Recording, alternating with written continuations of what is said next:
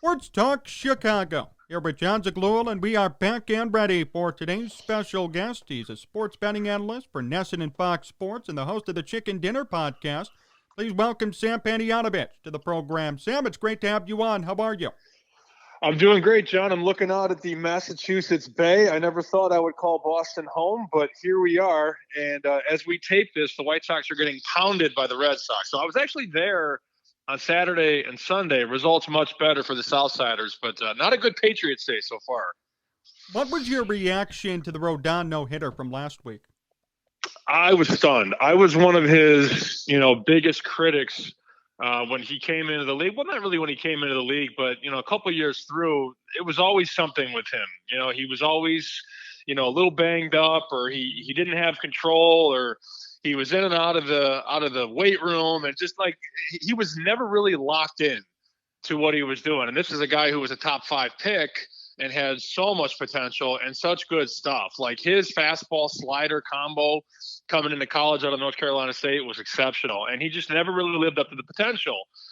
So this year has been really a redemption story for him, and I think more than any other year, he realized he had something to prove. I think a lot of times he got by with just talent, and you can do that, but you won't succeed at a high level over a long period of time with that. And I think him being non-tendered in this past offseason, I think it's sort of, to use a cliche, it's sort of lit a fire under him, and he's been prepared. He looks like he's in shape, and whatever he's doing is working. So it's cool to see somebody that had such a high level of, hope and promise. It's cool to see him succeed and throw a no-hitter in a baseball game. And it's something that I think, goes to show you that, this sport is very humbling. You come in and you're a high draft pick, and you have the whole world in front of you, and you do struggle and you do get hurt sometimes. And I think it's how you bounce back that really counts. And you have to tip your cap to what he did. Do you think it's sustainable moving forward, this new performance for him and this new attitude and all of this stuff that he's been doing very well? I think the attitude certainly is. A lot of times that can be half the battle for a lot of people. I mean, we've seen so many players that had, gobs of talent that just never really gave a damn. And I'm not going to put him in that category, but this is a small sample size. I mean, a guy had an 8.22 ERA last year. For him to completely overturn that and go gangbusters for a full season, I mean, obviously he'll probably never throw another no-hitter again. The numbers are certainly against him. But you look at what he's done in 14 innings, 16 strikeouts and 3 walks. If he keeps doing that, he could be a very good, 3 or 4 pitcher in a major league rotation. And, when you look at, his age, he's only 28. So, if he stays healthy and stays up on his P's and Q's, he could throw another 5, 6, 7 years in this league. I think we're long past the point of him being an ace or even a 2, but he could be a very serviceable 3 or 4 on a good team. Sam Panayotovich here on Sports Talk Chicago. Sam, what's your evaluation of the White Sox in general so far? It's been a roller coaster, man. I mean, I think without the results, first and foremost, it's a very exciting team. You turn on the game and you walk away for 5 minutes or 10 minutes, you're going to probably miss something. And their offense is just very, very good. And I think we knew that going into the season. But the question was going to be with the pitching. Is the pitching good or is the pitching great? I think it's been good-ish. I don't think it's been great yet across the board. And I think really what's interesting is the way that Tony La Russa has managed and controlled his bullpen. I think he's made some questionable moves so far. There have been games where he's put the wrong guy in several times, and I think that kind of gives me PTSD thinking back to Ricky Renteria, because he was the best in baseball picking the wrong guy. He'd bring in a righty, and the righty would give up walk, double homer, and you'd be like, wow, I can't believe that just happened. But he did that more times than I think many people even remembered. I think the other problem that a lot of White Sox fans are having is defensively, this team has shown some flaws. Nick Madrigal has made some mistakes at second base. We've seen left field be an issue. And that's even, after Eloy Jimenez went out, and he was not good in the outfield last year. I mean, they have a couple really good defensive players. I like Grandal behind the plate a lot. I really like Luis Robert in center. But they've been fumbling and kicking the baseball around. And, for all the talk about offense and home runs and Yermin Mercedes hitting balls that haven't landed yet, if this team is serious about winning and they want to win in the postseason, they have to shore up this defense, and the pitching has to be better. Who should be in left field, in your opinion? It's a really good question. I mean, Andrew Vaughn makes the most sense because of his bat and I think his potential. Problem is he's not a left fielder, but I don't know that they really have a true left fielder. And I think, sometimes in Chicago, we get so wrapped up in how well the White Sox have grown over the last 4 years, and we give Rick Hahn all this credit, but team depth is an issue. I mean, we've seen that when Tim Anderson went out. You're playing Danny Mendick at shortstop. When Eloy goes down with a torn pec, they don't have an answer in left field. And I don't think Tony La Russa knows. So, I mean, at this point in time, I think left field is a position where you can sort of stash a guy. I mean, Manny Ramirez played left field for a long time in Major League Baseball. So if you hit, I think it overrides your inefficiencies on defense. But that being said, if you're Andrew Vaughn and you get to play, 4 or 5 times a week in left field, you got to hit the ball. You can't hit under 200. So there are a lot of growing pains for a young baseball player, and Vaughn's going through that right now. But I'd much rather see him out there than Leury Garcia or, whatever else they've been throwing out there. It's a tough spot. But I think Vaughn, more times than not, should get the reps, and he needs the at-bats. That's what's most important. I don't know that he's the best left fielder defensively, but I think he's the best well-rounded option, at least at this point. Tactically, has Tony La Russa done a good job to you? I think it's an incomplete at this point in time. I mean, it's still early in the season. It's a very small sample size. I mean, they haven't even played 20 games yet. I think his bullpen management, like I said, has been a little questionable. But by all accounts, it looks like the team is taking a liking to him. So I don't think it's anything wrong as far as like respect or control or any of that. Like, he seems to sort of make the lineup and stay out of the way. My favorite part about, White Sox fans and White Sox Twitter, every time the lineup comes out, there's a problem. I mean, it's been this way. It's been this way for years. Whoever's play, he could hit 9 Hall of Famers in the lineup and people would still have a problem. Like, oh, you should have hit this guy second or this guy fifth or whatever. At the end of the day, the players are going to be way more important than any lineup card. And I think when you look at some of the struggles, Jose Abreu has not been playing well this year. And that's a guy who's one of 4 or 5 guys that really has to carry the mail. I mean, when you think about the White Sox, you're talking about Moncada, Abreu, Anderson was hurt for a little bit. Those are the guys. Eloy Jimenez is out of the lineup. So those were like 4 of your most important players. 2 of them missed ample time and 2 of them aren't playing well. So until those guys sort of turn things around, and I think they will, it's only April. I mean, there's a long way to go in this season. I think until the players take care of business, it's really hard to grade La Russa. I mean, C+, B-, but there's room for both, progression and regression there as far as grading him. Realistically, if everything goes according to plan, how far did the Sox go this year? Well, they can still win the division. I mean, I don't think it's a very tough division to win. There's no super team in the division. I mean, the Kansas City Royals are in first right now, and they're playing almost 65% baseball, which I don't think is sustainable. The Twins have been struggling. Their offense hasn't been what it's been in the last couple of years. And the Indians have a couple really good pitchers, but I think they're masking a lot of their inefficiencies. So this division, I mean, this could be one of those 90-win divisions. I wouldn't be surprised one bit. And I expect the White Sox, with 2 weeks to go, to be in a push for first place one way or the other. You get to the postseason, I do like their rotation, and I like the back end of their bullpen. But I need La Russa to understand when you get into the postseason, and I think he should know this, and he knows a lot more than I do, obviously, let your starters go. That was such an issue last year with Ricky. Like, he was so quick on the chain to yank a guy out. You need that 1, 2, 3, Giolito, Keuchel, and Lance Lynn, assuming they're all healthy. They need to go 6, 7 innings. And they have the ability to do that. They have shown that. They're very economical. They get through jams. They're very serviceable. I don't like the middle relief, but I think sometimes you have to let your starters go a little bit longer.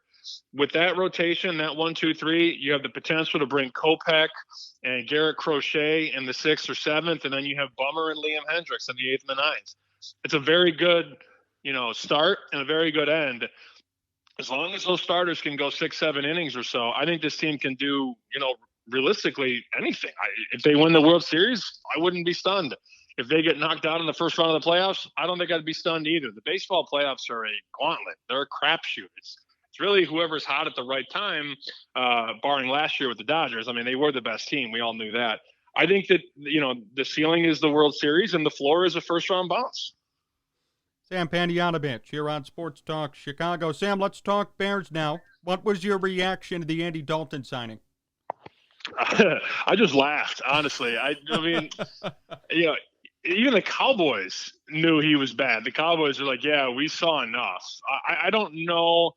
I think there's just this Bears front office is so stubborn, and they think that they have a 10-11 win football team. And I think when you look at some of the numbers across some of these football win totals, because that's my life now, I'm pretty much analyzing numbers and trying to figure out what they mean and what the trends are.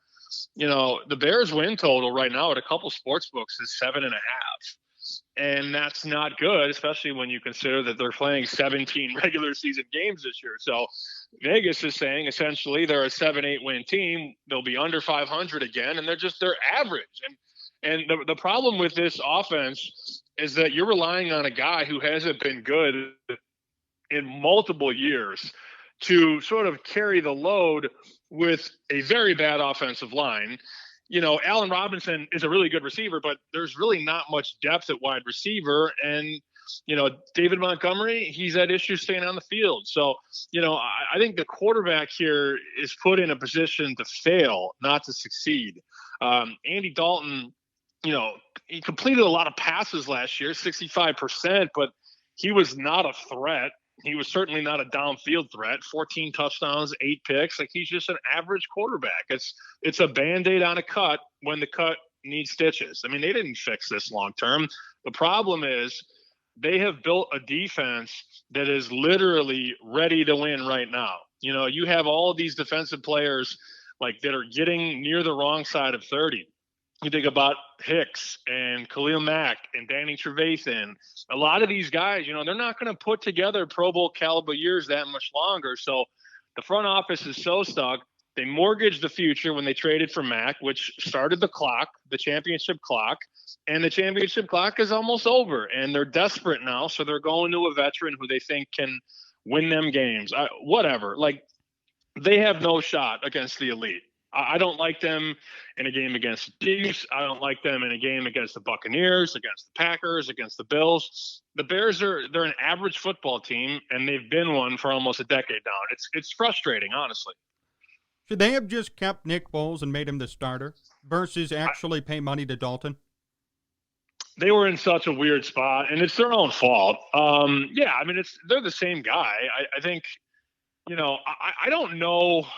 I don't know who's pulling the trigger anymore. Obviously Ryan Pace brings in Matt Nagy, and Ryan Pace drafted Mitch Trubisky. So it was sort of an unfair marriage out of the get-go. I never really thought that Nagy liked Mitch Trubisky as a starting quarterback, but he did with him what he had to. And I think the worst thing, honestly, for the Bears franchise the last 10 years was that team winning 12 games with Trubisky. That was the worst because it was sort of smoke and mirrors, but it gave the front office more time and it gave ownership this jolt of belief. Like, oh, maybe we are good now. 12-4, made the playoffs. Let's see how we build off this. That was one of those weird years. It was just one of those weird football years where, a lot of times a division's up for grabs and a team with a really good defense, they win the division. And that's what happened that year. But they were also completely healthy in almost every position on defense. So after they split from Trubisky and they brought in Foles, that was Nagy's guy, but clearly that didn't work out. It's amazing that the biggest joke around Chicago football is, well, the best quarterback ever is Sid Luckman. And, from a winning side and a statistical side, it's hard to argue that. I mean, they had Jay, who had a bunch of talent. Cutler was a very talented quarterback, but I don't think he was the best quarterback by any means. But here we are in 2021. We've been talking about the Bears quarterback and how they've been a quarterback away since 1985. And it's just, I don't know how they fix it. I don't think they know how to scout and develop the position. And that's the position you need to win. I mean, look at the NFC and AFC championship games last year. You had 4, very good quarterbacks. And that's what you need. I believe it was Rodgers, Brady, Mahomes, and Josh Allen. There's a common denominator there, a quarterback that can change the game with his arm and with his legs and that knows what he's doing. And the Bears don't have that guy still. Should they draft a quarterback at number 20? They should, but they won't. I mean, they have so many other holes. I think of anything, they need to develop this offensive line. But this is the problem when you're like we already have discussed, when you have a defense that is aging. I mean, this defense reminds me a lot of that 2011, 2012 Bears defense when it was sort of the end of Urlacher and Briggs and Tillman. They knew what they had, but they knew the window was sort of closing. And when you're built to win at one side of the football, you have to sort of make a bunch of dinky dunk moves to sort of get you through on that side. And that's where they're at right now. They're trying to do 8 different things at once. They're trying to sustain this defense, which is aging and not getting any younger, with a quarterback who's been awful for 3 years, with an offensive line that's been sort of patched together, and wide receivers that are okay but not great. So it's a weird mess, and I don't think that there's an easy solution. Like, the Bears are not one player away. The Tampa Bay Buccaneers last year were one player away. They needed a quarterback, and they went from Jameis Winston to Tom Brady. Look what happened. The Bears, even if they draft a quarterback or they sign a quarterback that actually has a pulse, like people were talking about even maybe making a trade for Teddy Bridgewater or Marcus Mariota. Look, those guys aren't going to save the Chicago Bears. The Bears are going to win with defense, but the defense only has a couple years left as an aggregate group. So it's a weird spot. It's almost like the Bears are in football hell because they have so many things to fix, but so little time and so little assets. Is it time to just tear it down and move on? It was time to tear it down 2 years ago, yeah. But I think keeping Ryan Pace around, the last thing Ryan Pace wants to do is tear it down, because if he starts to tear it down, then it's like, all right, well, how many cracks does he actually get at this? Like, a general manager should not get 2-3 times at a rebuild. Like, he's already done all that heavy lifting, and he didn't really rebuild, man. I mean, he mortgaged the future a couple times. I mean, he made some shrewd trades, and he made some big acquisitions like the Mack one and the Allen Robinson one. He made some ballsy moves, but I think the lack of depth has really hurt this team. Problem is, if he decides to throw the white flag up and rebuild again, ownership's going to be like, no, dude, we're going to get somebody else. So it's so weird, the posturing inside the organization. Everybody has a different agenda. Ryan Pace trying to keep his job. Matt Nagy's trying to find the right quarterback. Andy Dalton is trying to get a paycheck. Like, I don't think anybody's on the same page. I don't think anybody is. Do you have any hope right now? No, not really. I mean, if we're being honest, no, I don't. I mean, somebody asked me the other day for a story on Fox, like, well, you're a Chicago guy, but now you live in New England. Who do you like more this year, coming up to 2021? I said, well, the Patriots, clearly. You get Belichick, who's like the Terminator, especially off a bad season. Like, that guy's going to spend money, and he's going to find a way to make it work. He's a tremendous football coach. And, the Patriots should win 9, 10, 11 games.